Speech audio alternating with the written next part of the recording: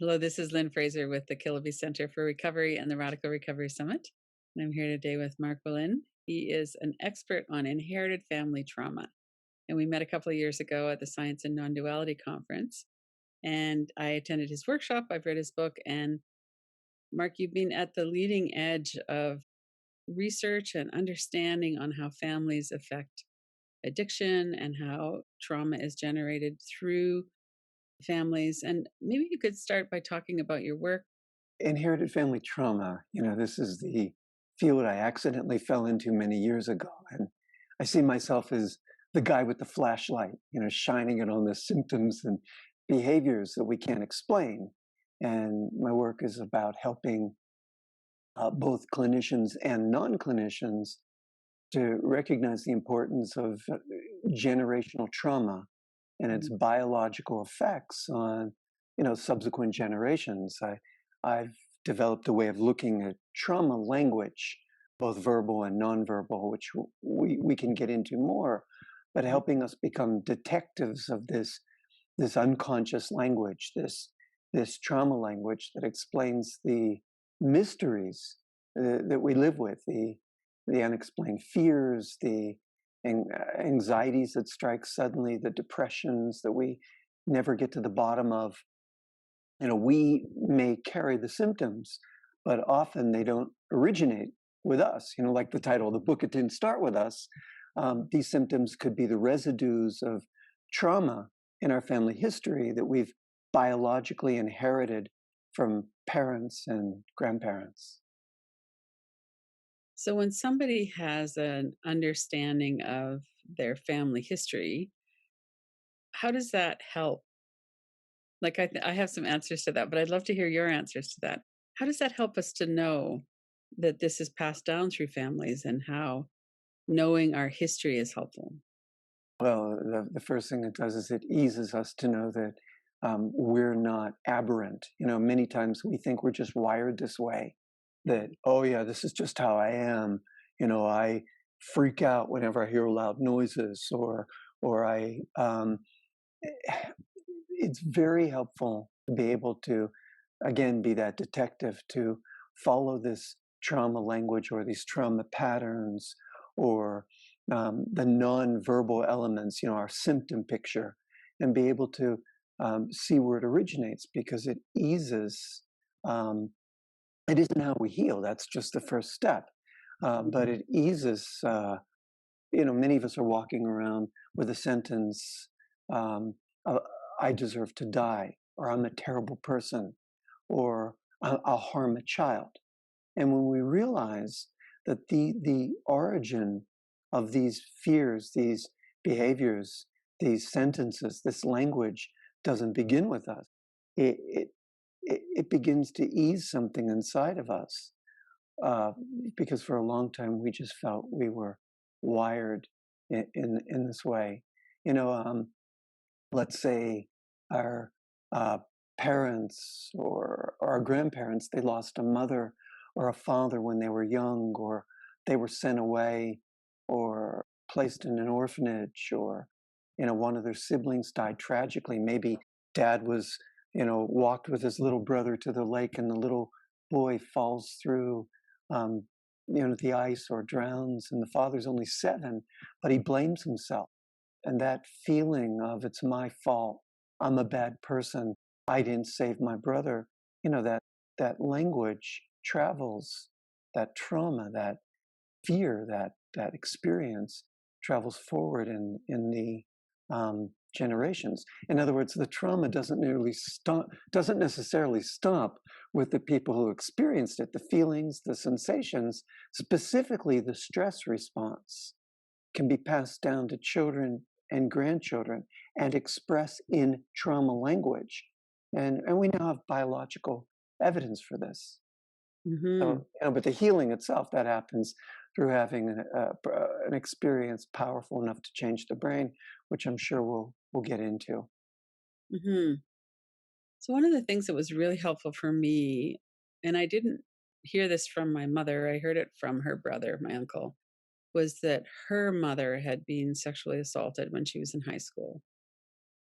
And I always wondered why my mom was the way she was. Very cold, contained. Never we never had the talk about sex. She didn't want to hear about it.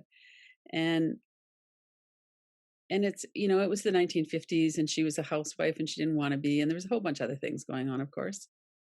But it made so much sense to me when I knew that. It made her behavior seem less personal to me. Made it seem like less of a rejection of me than something that was going on with her. And I could really see how that had come through the generations from her mom to her and to us. So I think it is really important that we know what our history is. It Yeah, helps to normalize it or something. yeah. I remember the very first case that taught me how to look for inherited family trauma. And this was the people weren't talking about generational trauma 30 years ago, Mm, and it was a time when I was working with a lot of self injurers. mm, And this one particular self-injurer, a cutter, she was a 24-year-old woman, had come to me with a behavior, and we couldn't locate it. She was cutting in an extreme way, in fact, so deeply that she would hit a vein or an artery and almost bleed to death. And it didn't make any sense. Most of the other cutters I'd been working with were making more superficial cuts in their body to have some type of control or to release some type of anxiety. But this particular woman, I'll call her Sarah for this talk, Sarah would almost bleed to death, and her parents would find her bleeding, and they'd rush her to a hospital, and they'd put her in a psych ward. They'd stop the bleeding and then put her in a psych ward for 3 to 4 weeks at a time. And my question, I was working with her at the time, why is this? What was going on? What was being trying to be communicated here in the way Sarah cut? And so one day after she was released, I handed her a pen and I said, "Here, Sarah, pretend this is your knife and show me exactly what happens when you cut." And I wanted to follow what I could observe as a somatic therapist. And so she placed the the pen to represent her knife at her arm, and all of a sudden I saw her eyes begin to glaze over, and she starts to dissociate. And I said, "Right there, what's that thought? What's that feeling? What's that impulse right there?" And Lynn, she turned to me and said, "I don't deserve to live." And here I am. I'm looking at a 24-year-old woman whose life has just begun. And I remember saying, "Sarah, what have you done? What did you do? Did you harm somebody? Did you take somebody's life accidentally? Did you cause an accident? Did you break up with somebody?" And she said, "No, nothing like that." And back then I knew nothing about intergenerational trauma. So we looked in her childhood. I figured it had to be something with her relationship with her parents. And she actually had this warm and loving and connective relationship with both her mother and her father. She was able to receive their love and nurturance. And so I figured it had to be an attachment. So we start to look early in, the birth experience and the gestation, the pregnancy. And no, she had a safe, strong, secure attachment with her mother. So luckily, I asked her, I said, "Tell me about your grandparents." And boom, she dropped the bomb. And I thank goodness I asked this question. But, uh, mm, her grandmother was an alcoholic. She had been driving the car drunk. Grandpa was in the passenger seat.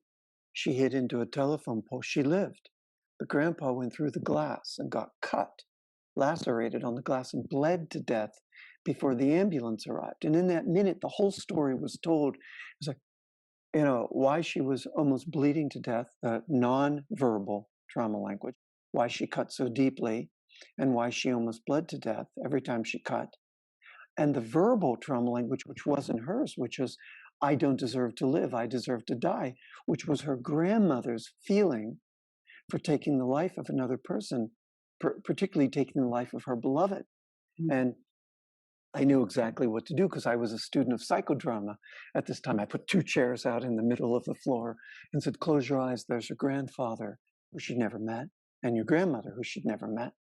Mhm. And see them there on the floor and tell your grandfather what you do. And with her eyes closed, she says, Grandpa, I cut myself. I go, tell him how deeply. She says, I cut myself and I cut myself so deeply I nearly bleed to death. And I said, tell him like you did, Grandpa, like you did, Grandpa. And I said, what's he showing you? Her telling you? And her eyes are closed and she's having this experience that will be significant enough to change her brain.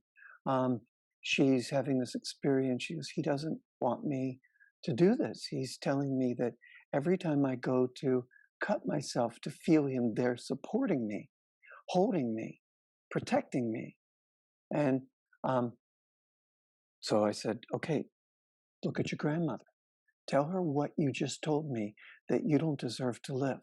Grandma, I feel that I don't deserve to live. Tell her what you now learn. Grandma, that's how you would have felt. And what she's showing you, she's saying the same thing, that every time I feel like I don't deserve to live, to see that as hers and to breathe that feeling toward her. And she'll be there to hold me and protect me. Well, she goes home, does these two things, never cuts again. And what was interesting, Lynn, is I had her father come in to the session as well because he's the key here. Traumas pass forward when um, there's not been any resolution, when there's been a stuckness, a pushing away of something, a rejection. And of course, he rejected it, pushed away his mom for taking his dad's life. He blamed her for the death of his father and couldn't love her anymore because he was so enraged. And she died an alcoholic when he was about 20, and his father died when he was about 12. And he couldn't grieve the father either because every time he would try to grieve his father, his rage toward his mother would come up, or he'd have to think of the gruesome images of his father's deaths. Both of these things would block the grief. So with the father in my office, I had Sarah sitting over on a couch watching. I did the same thing. And I asked the father this key question. Why? And of course, this is a source of addiction, a lot of addiction. Why did your why did your mother drink? What happened behind her? And it was right there. Oh, she was given up to uh, uh, not orphan, foster care. She was given away to foster care when she was 3. Her mother, the father died, the mother had no money, puts her daughter in foster care for like a year or two. And I went, oh, of course. And I looked at him and I said, he's sitting next to me. I go, of course she drank. The dopamine is missing, the relationship with her mother, the break in the attachment. She's looking for safety, security. It's not there. She's, the reward motivation circuitry is looking for dopamine. It's not there. The light went on, right? He goes, oh, of course she drank, right? She has no mother. And at that moment, he was able to forgive her, love her, open his heart to her, and grieve his father, which I had him do right there in this session while Sarah's watching. But the cool thing that happened was what he did after the session. He stands up, looks over at Sarah and says, you leave this with me. I've got this. And this is the key in intergenerational trauma. Yeah. And why we suffer is the events of the previous generations are left unhealed. They're not talked about. Right. The story, there's family secrets. The stories aren't told. The grief hasn't healed all the way. People don't want to talk about what's painful. We want to push away what's uncomfortable. And when we do that, of course, we create fertile ground for reliving, for repetition. So, yeah. Wow. That's a powerful story, isn't it? Wow. Well, I wanted to tell it because you asked me how I got into this earlier in the preamble um, before we started recording. And, it is the story. It's the session that changes my life. And then after that, of course, I meet Bert Hellinger, the great father of constellations. And Mhm. I begin to learn his work on one of the early North Americaners, or learn this work and bring it to North America, to Canada, and the United States. It was a shock to the father and to Sarah to see that. So she wouldn't have been consciously aware that that was what was going on until you started asking her those questions and working with her in that way. And he wouldn't Exactly. and he wouldn't have seen it either. No, no, no. Yeah. He's angry at his mother for being an alcoholic, for killing his dad, and he's blocked his love and healing of the grief and healing of those relationships. And because what remains on, I have a simple way to explain repetition. Whatever we push away, um, continues. Whatever we exclude, whatever we reject, whatever we don't want to feel, repeats, persists. As we know, what we resist persists. So here in this life, in this family, what couldn't be felt, what couldn't be experienced, what couldn't be healed, passed forward again to the next generation, and would have gone further if we didn't do our work with Sarah, because what we know is this spread. It continues. It's a three generation plus link, and this is what the latest research tells us. We can, we it tells us that we can be born into these feelings. As infants, we don't, enter the world with a clean hard drive. Mhm. There's a to use a computer analogy, there's an operating system already in place, one that contains the fallout of our parents' traumas, our grandparents' traumas, their experiences. And we're born with fears and feelings that don't always belong to us. And, the question, why is this? What happens in trauma? If it's okay, I wouldn't mind explaining to the listeners here what happens, the science, what happens. I think I'll just do it, huh? Yeah. Um, And that uh, was gonna be my next question too. Yeah, go for it. I figured as much, but I might as well just go right into it. When a trauma happens, it changes us.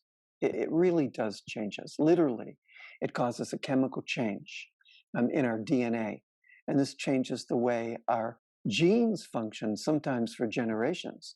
Um, it, Technically, a chemical tag, an epigenetic tag, will attach to the DNA after this thing happens.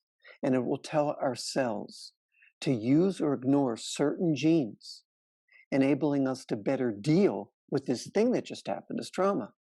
And then the way our genes are affected will change how we act or feel. In other words, we'll become more sensitive or more reactive to situations that are similar to the original trauma, even if that original trauma occurred in a past generation, so that we have a chance of surviving it in this generation. For example, if our grandparents have they came from a war-torn country. There's people being shot. There's bombs going off. There's uniformed men lining people up in the square. People being taken away. We never see them again. The grief is insurmountable. Our grandparents would develop epigenetically a skill set which they would pass forward. The skill set would be, let's say, sharper reflexes or quicker reaction times, reactions to this violence, to help them survive this trauma, which is going to pass down, which is ultimately going to help us survive this trauma.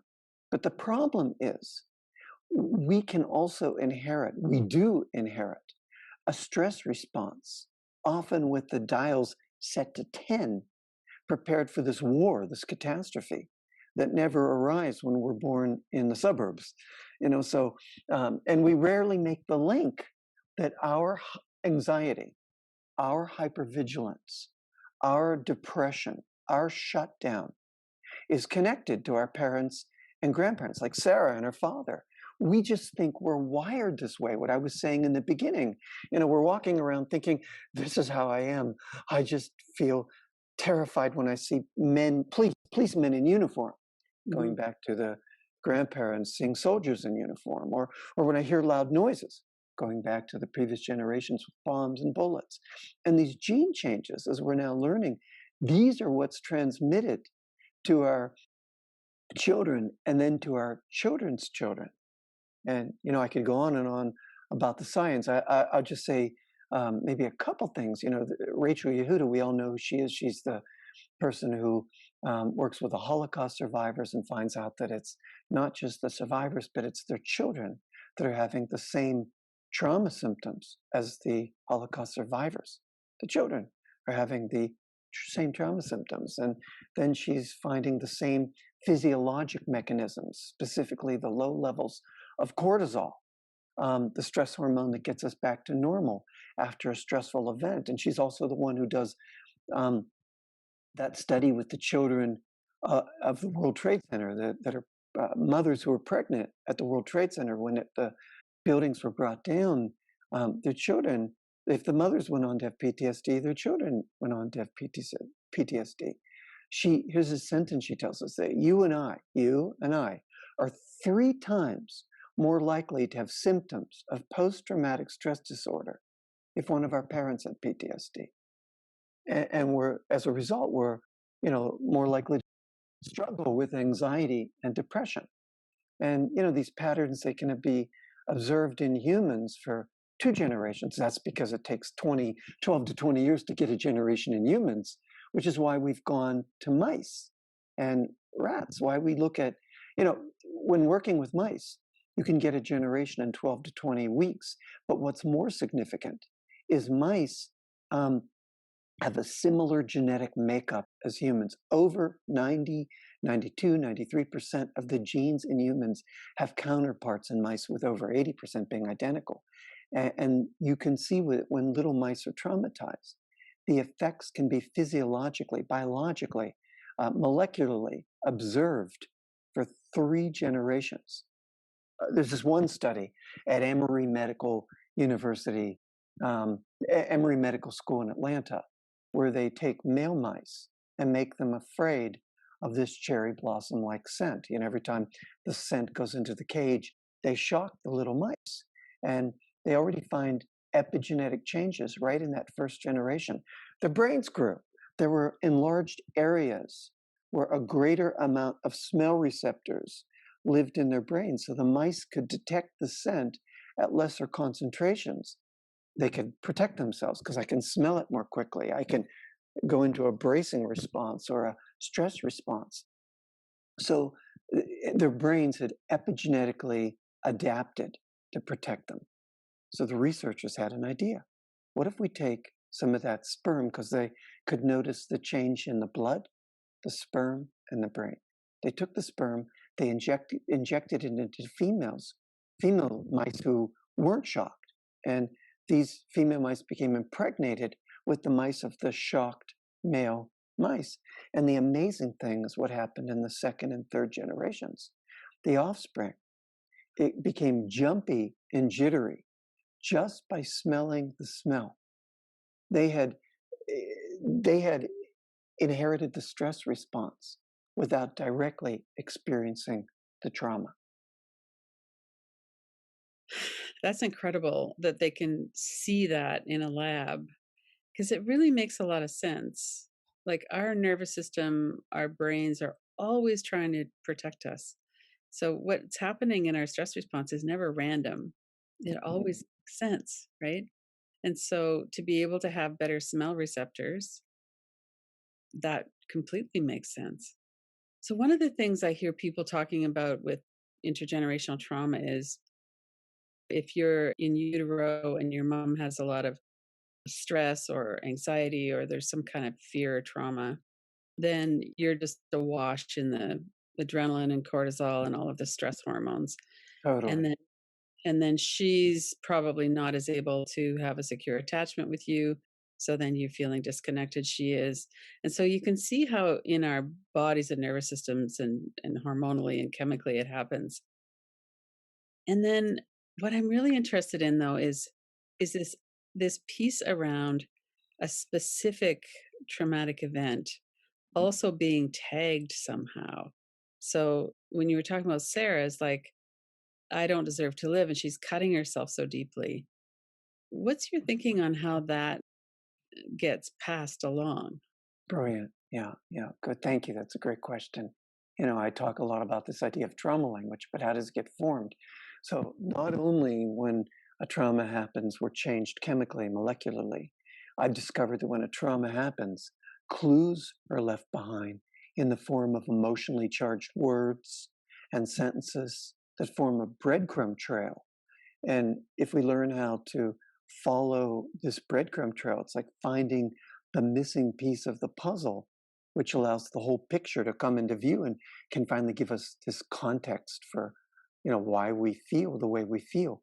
And it's essential we learn to listen to this trauma language because, as we know from trauma theory, when a traumatic event happens, significant information bypasses the frontal lobes. So the experience of exactly what happens in the trauma, it can't be named or ordered through words because our language centers get compromised.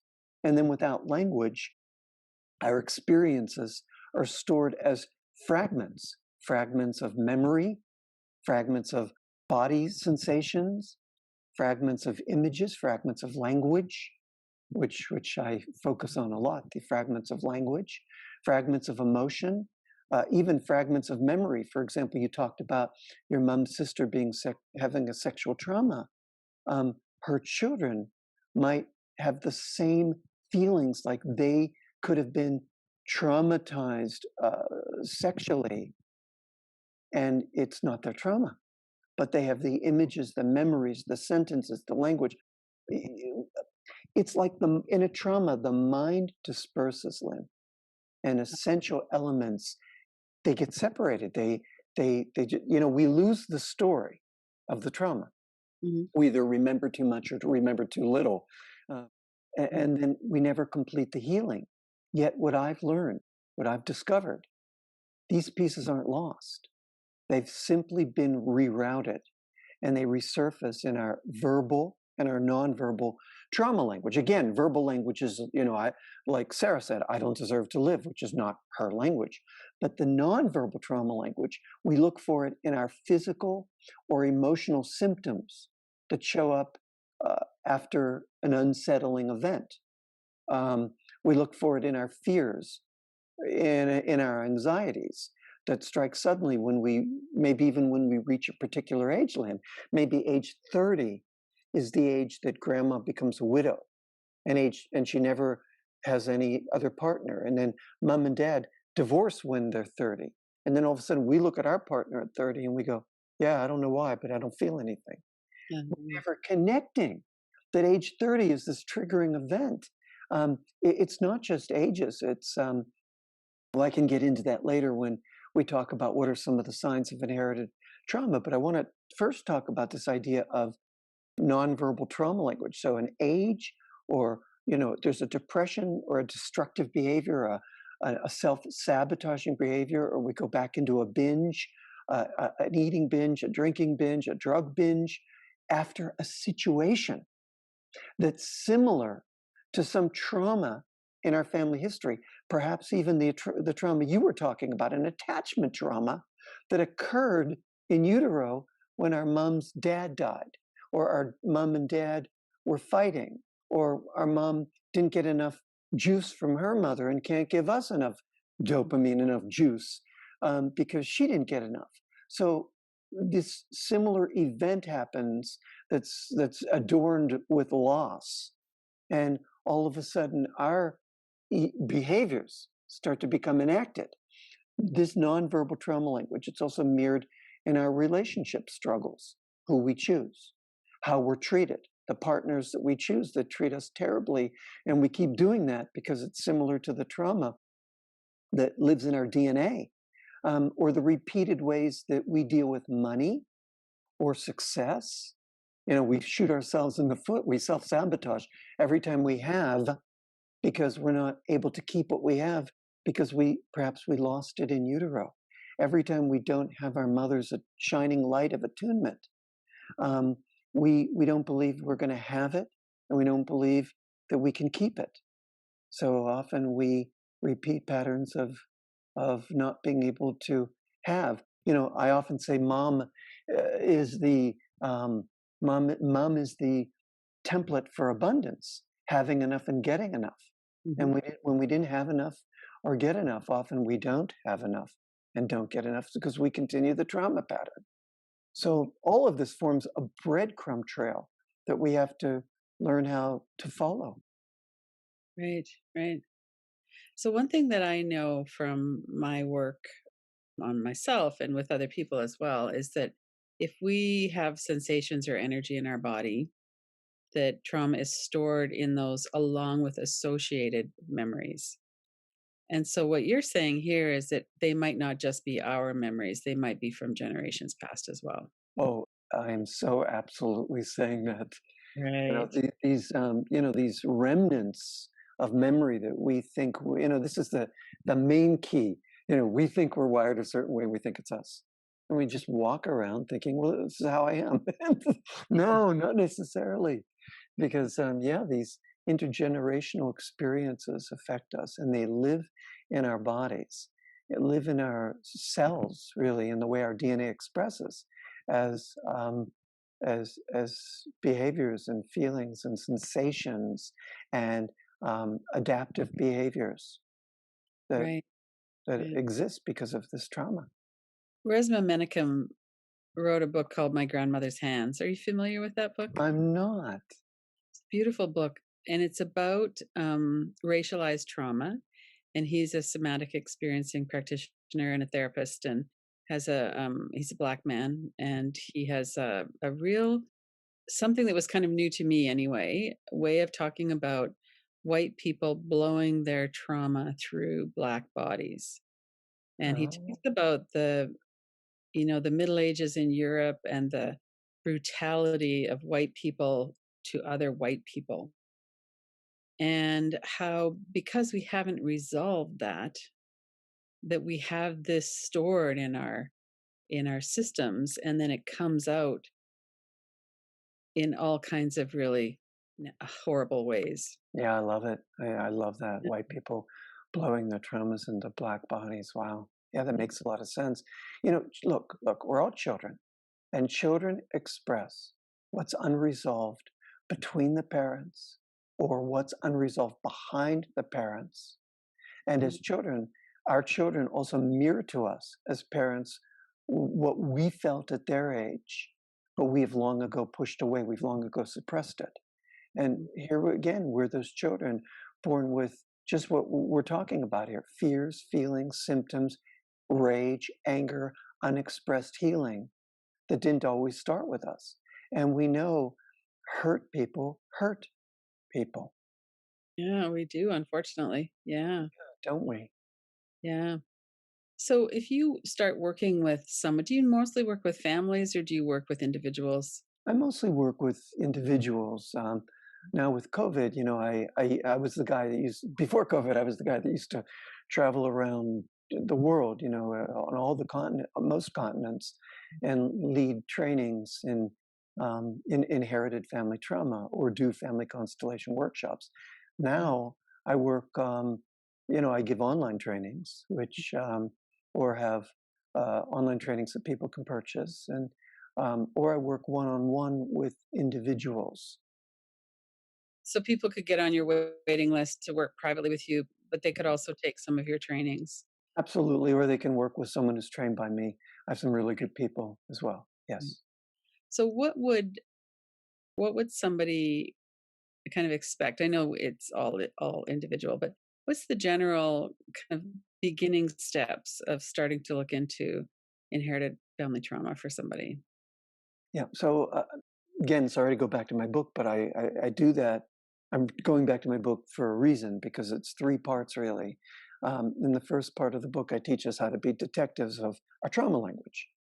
How to hear and listen to and watch our symptoms, behaviors, and the words we say. One of those questions you'll remember from the book, I asked what is your worst fear? If the worst thing happened to you, if things went terribly wrong, if things suddenly fell apart, I find the answer to that so potent. And it can tell us whether we carry generational language Mhm. or attachment language. For example, if our language is, I'll be abandoned, rejected, left, um, given away, I'll be alone, I won't exist, I won't matter, I'll be annihilated. This is all attachment language. And then there's another stream of language that is generational language. I'll harm somebody, I'll hurt a child, I'll go crazy, I'll be locked up, I'll do something terrible, I'll be hated. This type of language makes us look back in the generations. So then the next part of the book, we do the traumagram, the genogram. Mhm. And we've gathered the language in the first part, we've linked it in the second part, and then the third part of the book is how we heal. We have to have images and experiences potent enough to change the brain. And then we have to practice the sensations and the feelings of these of these positive experiences, so we Mhm. can change our brains. And you know, uh, I feel like I'm just a bearer of bad news. I tell that we all are in the same boat. And the boat's sinking. But there's a lot of good news coming out there right now. Right. Researchers are able to reverse trauma symptoms in mice. That sounds small, but it's because they're little. But it's so not small, because it's how we heal. Um, when traumatized mice are exposed to positive experiences, it changes the way the DNA expresses. So Mhm. they take the same mice, that guy that made the mice fear the cherry blossom scent, Mhm. Brian Diaz, the same researcher, he taught the mice not to fear it by repeatedly exposing the mice to the scent, but not shocking them. And then these mice no longer showed the heightened sensitivity to the smell, to the scent. And what was more important is their sperm lost that fearful epigenetic signature that could pass forward to future generations. Technically, the positive experiences inhibit the enzymes that cause DNA methylation and histone modifications, which are two of the mechanisms of transgeneral epigenetic inheritance. The third large one is microRNAs, small non-coding RNAs. What we know um, from science is that RNA, just regular RNA, is copied from DNA, and it acts as a messenger to instruct the cell's ribosomes to produce specific proteins. But cells also contain these small non-coding RNAs that don't produce proteins, Lynn, and they piggyback onto the messenger RNAs, causing more or less of these proteins to be produced, affecting which genes get actively expressed. And so now what's happening is there's all this positive research out there where you place mice in positive low stress environments, and their trauma symptoms reverse, their behaviors improve. There's changes in DNA methylation or to small non-coding RNAs, which prevent the symptoms from being transmitted to the next generation. One of the researchers right now, Isabelle Monsuy, out of the Brain Research Institute in Zurich, the University of Zurich, is doing some amazing work with both mice and humans. She's looking at the humans that have been um, traumatized by remember that terrible event in Nice where that guy drove the van on the promenade and killed 80 people? Yeah. She's looking at the survivors of this 2015 terror attack in Nice, and she's finding correlations in the blood of traumatized mice, um, in the same as in the blood of humans. She's Mhm. also looking at the blood samples from Pakistani orphans that have lost their parents, who've experienced similar chaotic early years in their lives, similar to the mice that have been separated from their mothers in labs. And she's Right. finding similar small non-coding RNA alterations, basically similar biomarkers in mice and in children. Why this is significant is because how we heal is by having positive experiences that can change our brain. And I talked about this earlier. I'll go a little bit more in depth right here because you were talking about sensations in the body, learning to be with um, the sensations of trauma, and then how we were talking about how we even have sensations that aren't from our experiences. It doesn't matter whether they're our traumas or whether we've inherited the um, stress responses which cause these sensations in our bodies. We need to have positive experiences that can change our brain, Hmm. um, and then practice the new feelings and sensations associated with these experiences, these positive experiences, because that changes our, not just allows us to create new neural pathways, but it allows us to stimulate the release of feel good neurotransmitters in our brain that we need, like serotonin Hmm. and dopamine and GABA, and feel good hormones uh, Right. like estrogen and oxytocin, even the very genes involved in the body's stress response, we can change those too. They can begin to function in a new, improved way. Basically, we can change how our DNA expresses. And Hmm. these positive these positive experiences can be practices of receiving comfort or support, like Sarah. Remember, Sarah, now when she goes to cut or feel that she deserves to die, she's going to feel her grandparents, who she's never met, around her, giving her support or comfort.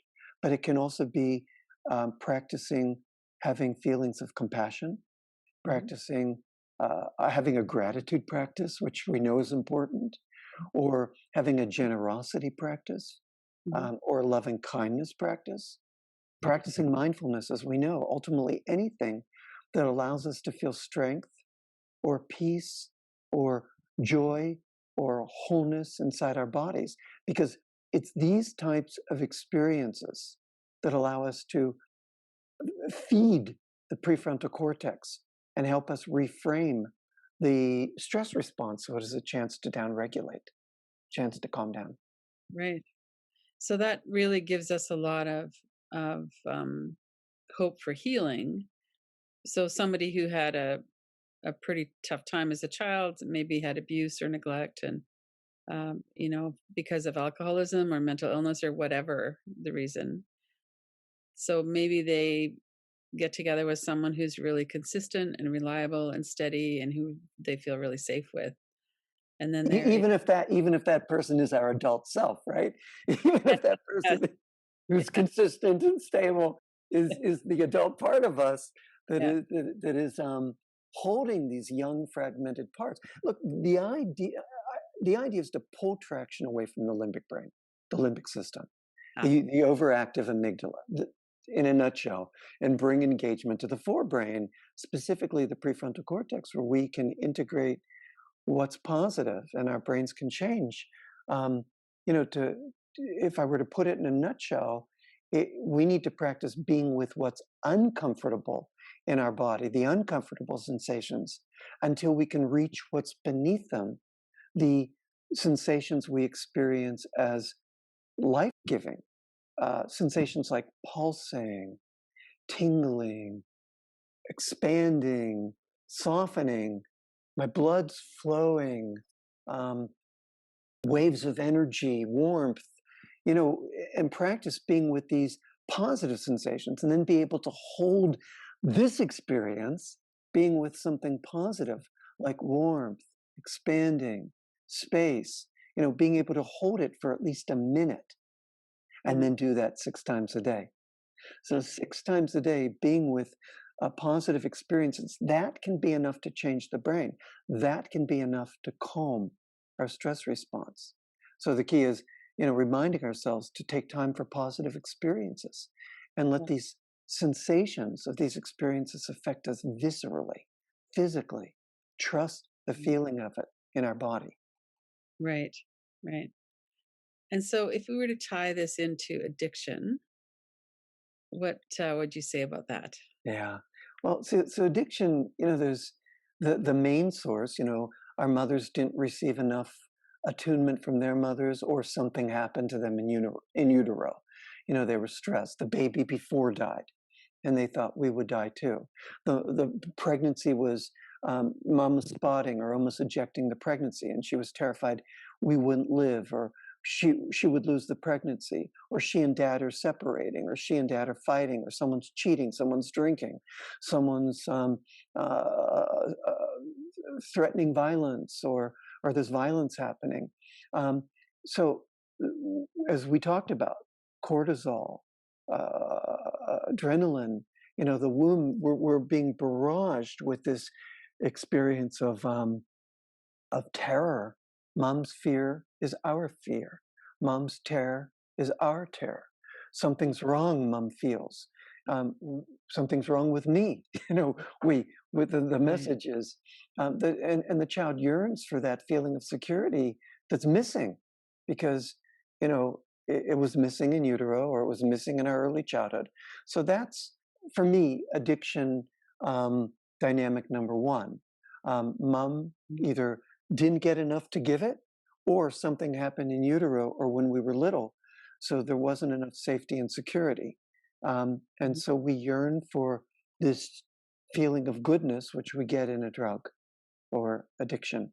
Another dynamic for me in my work is fathers who are missing or rejected or perceived as losers in the family, or disliked by the mother, and the child unconsciously continues the rejected behavior, or the rejected, a good way to turn our child into a drinker is to say, don't you dare drink like your father.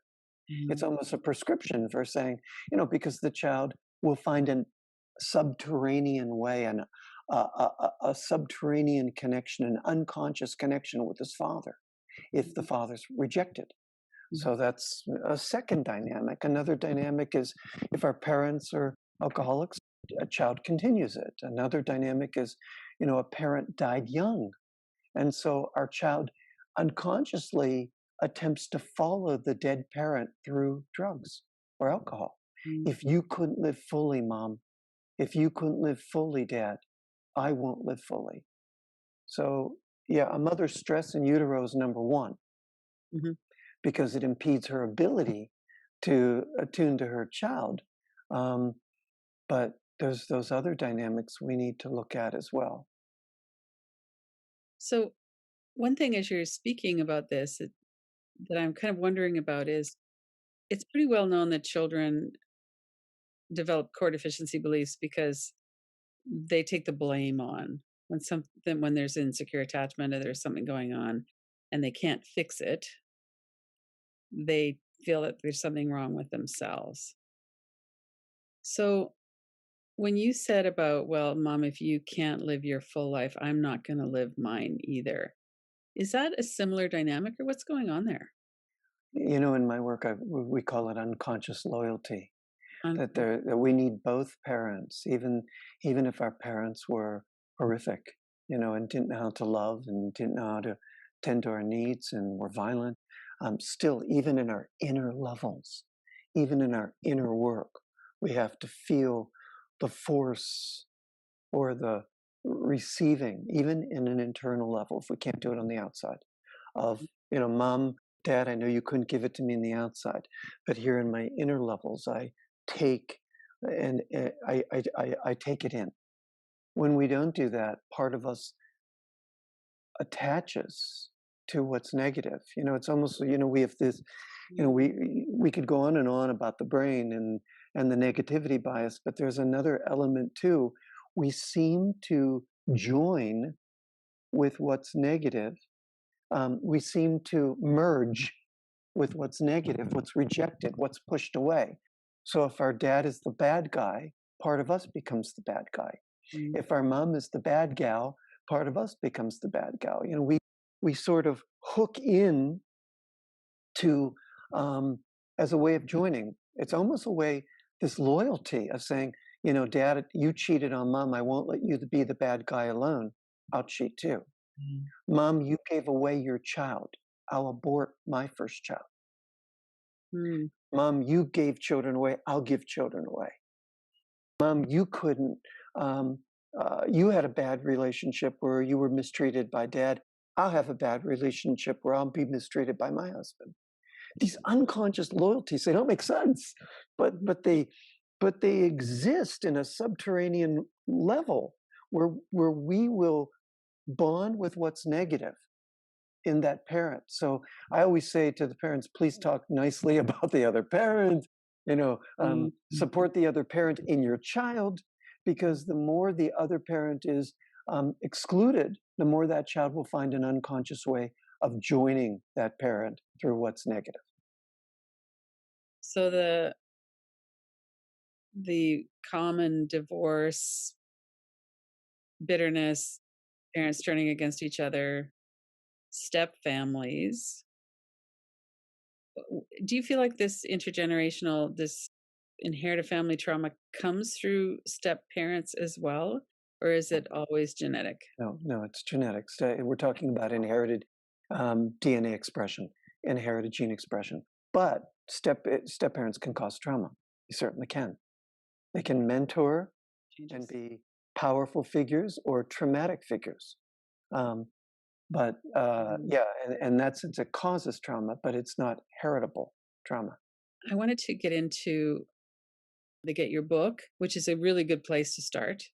They do the genogram and they go, wow, I have a lot of mental illness on aunts and uncles and grandparents, or I have addiction or something like that, or I have the inability to really feel and connect with people. What would you say are a couple of steps then? You've talked about some of them, like really focusing on positive experiences to heal, but do you have kind of a few things that you want to leave people with? I do. First of all, we have to follow the trail. Unfortunately, we have to, follow the trail of our behaviors, and because there's these triggers, we get married, that could be a trigger. Everything goes great, and all of a sudden, getting married um, uh, takes us into a deep feeling of being trapped because maybe our grandmothers were given away in arranged marriages as children, or we moved to a new place, and all of a sudden, hey, I just moved across the block, but I'm depressed, and all of a sudden, it's bringing up a trauma of our ancestors that were persecuted or forced out of their homeland. So we have to. Or we get rejected by our partner, and even if we were with a partner a short time, we feel like I'll never get over this because it takes us back to an earlier trauma, a break in the attachment with our mom in utero. And we have to follow the trail of trauma language. That's one, because um, eh, if we don't follow that trail, we don't know how to separate what comes from us and what comes from the previous generations. Um, but then we've got to talk about the traumas in our family history to our children, and we have to complete the healing. Um, we have to go into the pain, as we know, and grieve. A lot of times that grief is blocked. We have to grieve and heal. And word of advice: please don't exclude anybody. Please don't reject anybody, no matter how great the pain, no matter how great the behavior, how terrible. Mhm. We've got to resolve these things, because if we don't, aspects of these traumas show up in later generations, and unconsciously we'll repeat the pattern, or our kids will, or their kids will, Mhm. um, or share a similar unhappiness with us until that trauma finally has a chance to heal. Freud observed this 100 years ago when he looked at repetition compulsion, that the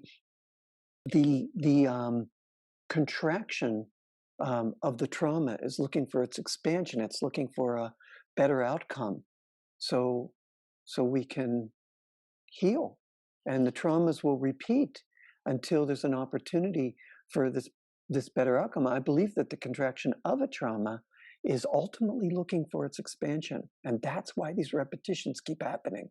That's why these traumas keep repeating. Shake the family tree, see what falls out. Well, and I think it's so hopeful that when we actually turn towards it and we feel it, it doesn't kill us like we No. thought maybe it would. And that's how we start to really heal. And I love what you say too about talk to your children about it. Because they don't know, Don't know. because parents believe if I seal my lips, Mhm. Don't talk about what happened to me. I'm immunizing my children. No, you're doing the opposite. We need Right. to talk because if we don't work through the traumas or talk about them, then they have a tendency to pass down. Uh, our children have no clue as to what's happening. Look.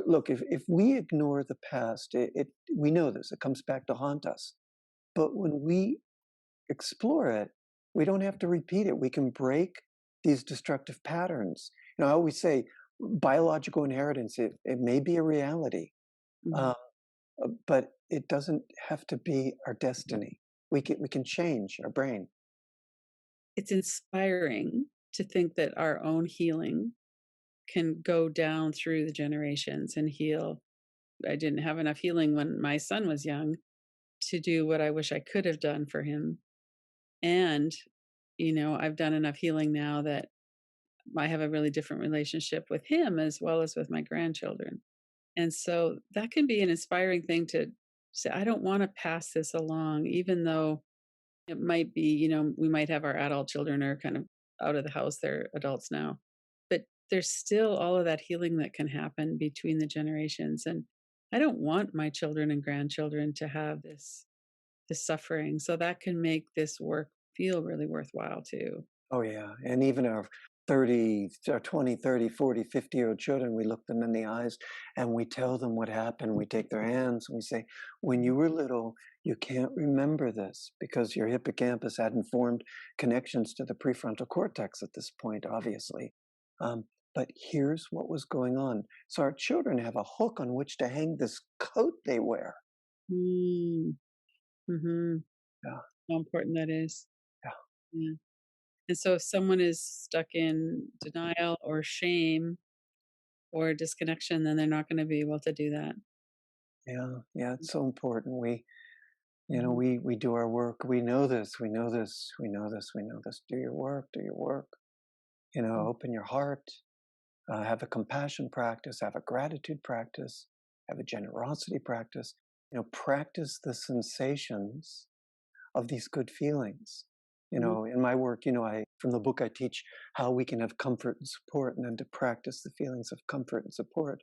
But it's not the only way. There's so many ways to um, take in something good from giving to someone else, from feeling, a tongue lin practice of Mhm. breathing out, of good feelings. There's so much we can do. Mhm. So do you find that when people do this work that they end up feeling compassion for parents, grandparents, other people who've hurt them? It is the goal of this work. You see, many people will come to me with not a bone of compassion for the mother that hurt them or the father that hurt them. Right. And that's how they come. They have no compassion for what happened to those parents when they were small. So I always open the back door. It's like, let's look back there and let's do the traumagram. Let's do the genogram and see what made your mom unfeeling, what made your dad violent.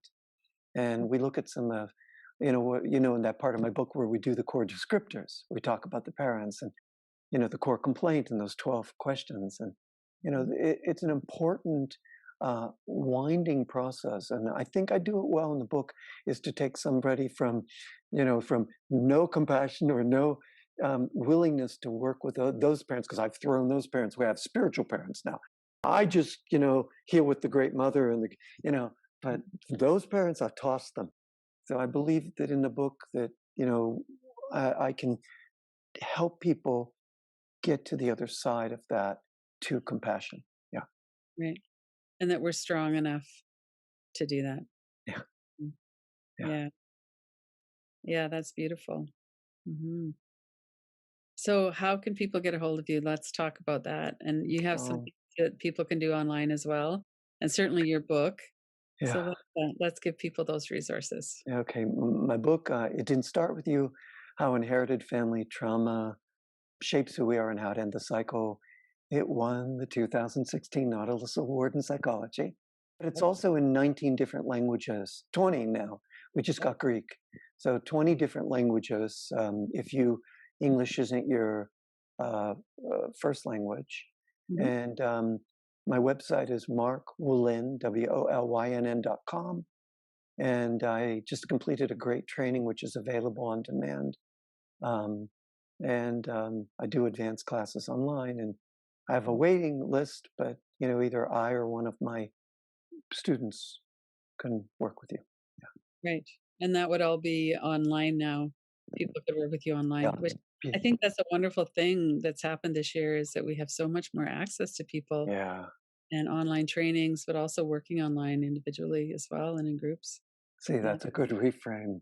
That's a really good reframe, Lynn. We're in the midst of this pandemic, but it is really positive, all the availability Yeah. of wisdom and knowledge that, yeah, Mhm. yeah, Yeah.